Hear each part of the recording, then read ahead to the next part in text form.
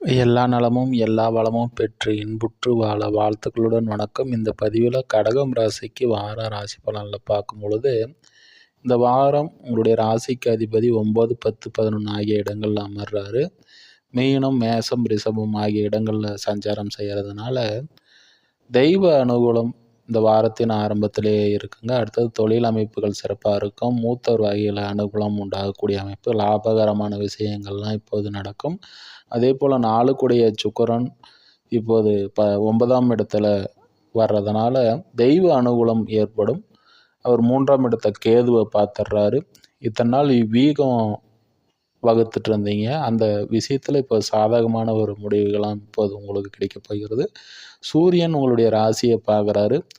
சூரியன் ராசியை பார்க்கறதுனால குடும்பம் சம்மந்தப்பட்ட விஷயங்களில் சின்ன சின்ன மனக்கசப்புகள் வரும். வருமானம் சம்மந்தப்பட்ட விஷயங்கள் சாதகமான அமைப்பு உண்டாகும்.